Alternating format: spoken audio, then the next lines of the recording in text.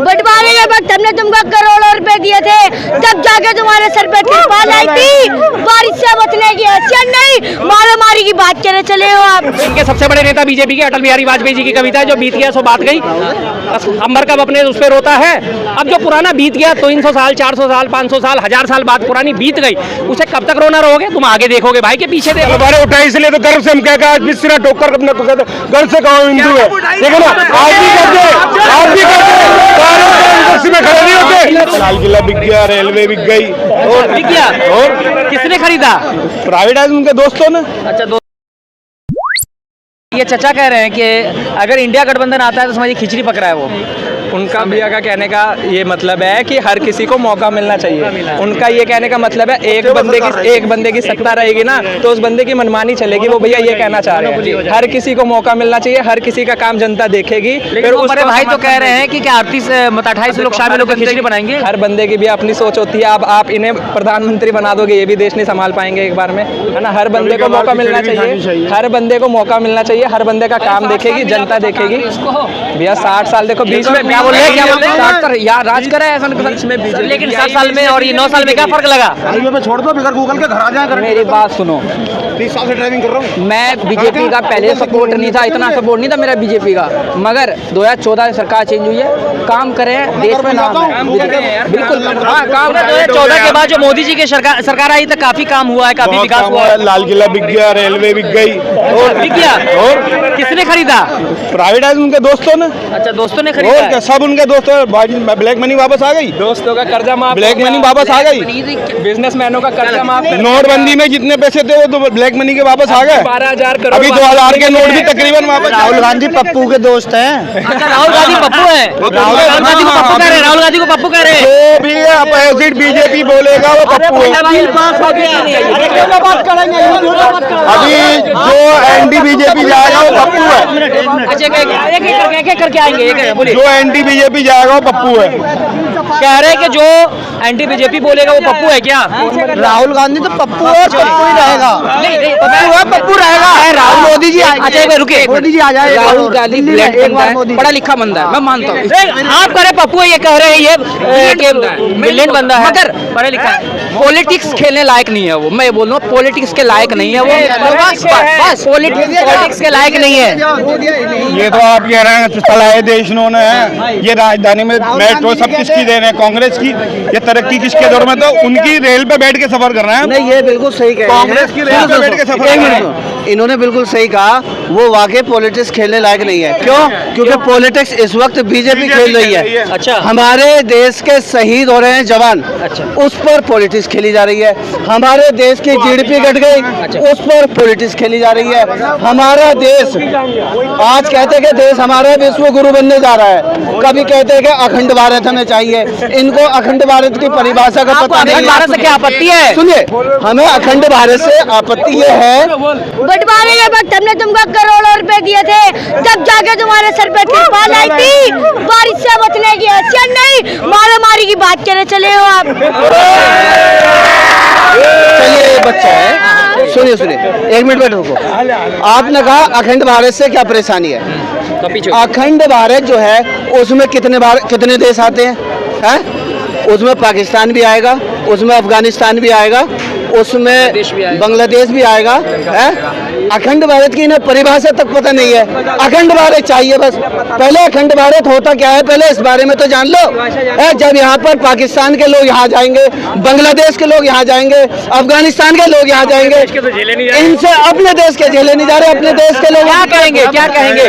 अखंड भारत का परिभाषा समझ में आता है? क्या कहेंगे? लोगों को अखंड भारत की परिभाषा नहीं मालूम, अखंड भारत की बात करते हैं, क्या कहेंगे?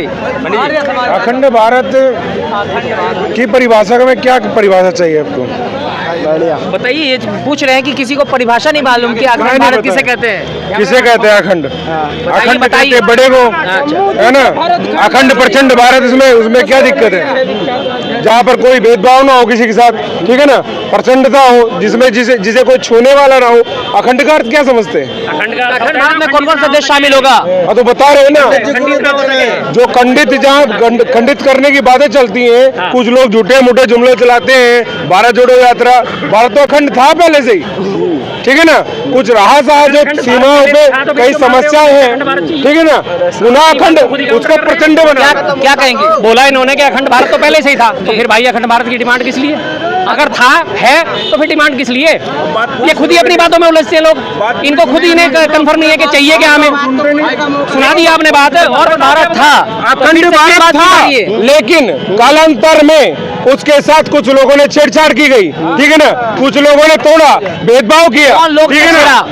वही लोग, अब वही बता रहा हूँ, फिर कहूंगा मैं, भारत का कुछ नहीं बिगाड़ा, विदेशी तलवारों ने भारत को बर्बाद किया, केजरीवाल और राहुल जैसे गद्दारों ने। केजरीवाल को विदेशी गद्दार कह रहे हैं। भैया इनकी मेंटेलिटी ये है कि अपने तो जो है उनको तो डांटो और दुनिया को बांटो। विदेशी आक्रांता है तब तो इन लोगों से हिम्मत नहीं पड़ी एक बार भी तलवार उठाने की, इनके मुकाबला करने की। जब वो यहाँ आगे राज करके अब उनको रो रहे हैं कि हमारे ऊपर राज क्यों करके। अब उनकी यहाँ पे किससे तुम बदला लोगे भाई, बताओ जरा।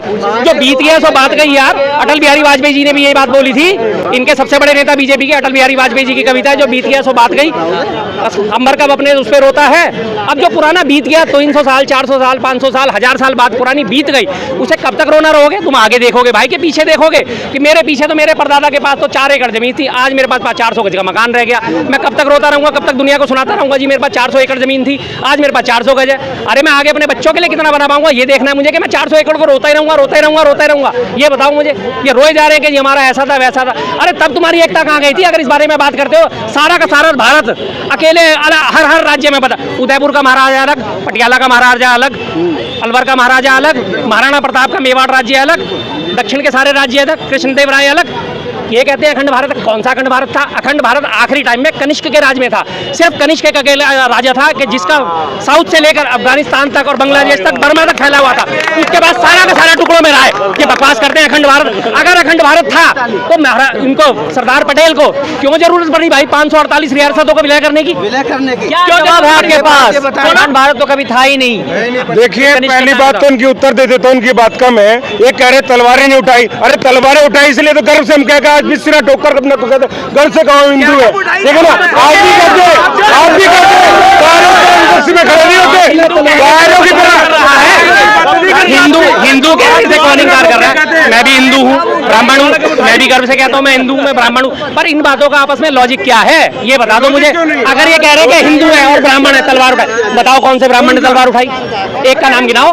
देश में लगातार जो आवाज उठ रही है कि हिंदू राष्ट्र बनना चाहिए, क्या हिंदू? अच्छा ठीक है, हिंदू राष्ट्र, एक मिनट मेरी बात सुनो। हिंदू राष्ट्र अभी नहीं है। अरे सुन लो आराम से, मैं इनसे सबसे जानना चाहता हूँ, ठीक है जी, इन्हीं से।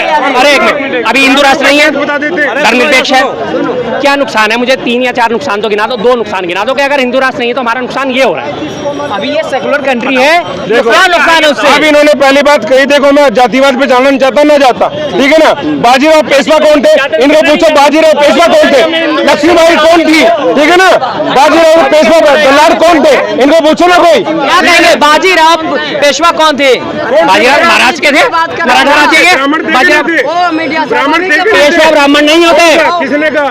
पेशवाओं का ब्राह्मण का दर्जा नहीं दिया जाता, मालूम नहीं आपको किसी चीज का? बेकार की बात क्या होता है? क्या 9 साल बेमिसाल कहा जा रहा है? कोई विकास हुआ? अच्छे दिन आए? अंधभक्त इन जैसों का विकास हुआ, जो अंधभक्त घूम रहे वास्तव यूनिवर्सिटी का ज्ञान लेकर उनका विकास हुआ, जो आज कहते हैं कि हमारा जी बहुत काम। इनसे सबसे खड़े होकर खुला चैलेंज देता हूँ, 3 काम के बाद अगर ये कोई चौथा काम गिनाते तो बात है। पहला काम ये गिनाएंगे, सुनो एक मिनट बात, 1 मिनट यार बीच में बोलो, सुन लो। पहला काम ये गिनाएंगे भाई साहब हमारा वो बन गया जी, राम मंदिर बन गया। दूसरा कहेंगे अच्छा, दूसरा 370 हट गई। तीसरा कहेंगे क्या? 3 तलाक हटा दिया। चौथा काम तो बहुत करे, काम तो बहुत करे। अरे वो काम गिनाओ तो सही है। भैया क्या कहेंगे? क्या कहेंगे? यानी कि 3 काम के अलावा और कोई विकास नहीं हुआ? तो इनसे ये खड़े हैं कि 9 साल के गिना दीजिए, 9 साल के 9 गिना दीजिए। सुनो, हम लोग गाँव से आप गिना देते, ठीक है ना। अखंड भारत की शुरुआत हमने की, ठीक है ना। काश्मीर को जोड़ा, कांवर केवल धारा 370 नहीं हटाई, 35 से भी हटाई है, ठीक है ना। आपका लेह लद्दाख को भारत में जोड़ा। सुनो, अब सुना योजना के बारे में। प्रधानमंत्री शौचालय शौचालय, ठीक है ना, हर घर शौचालय बना है, ठीक है ना, जन धन योजना बनी है, ठीक है ना, किसानों के लिए आयोग बना है, ठीक है ना, कितने काम हुए, ठीक है। प्रधानमंत्री ग्राम को हर गांव को जिनमें 2004 से लेकर के 2009 तक भी सड़कें रही थी, उन गाँव में सड़कें बजाय प्रधानमंत्री ग्राम सड़क योजना के नाम से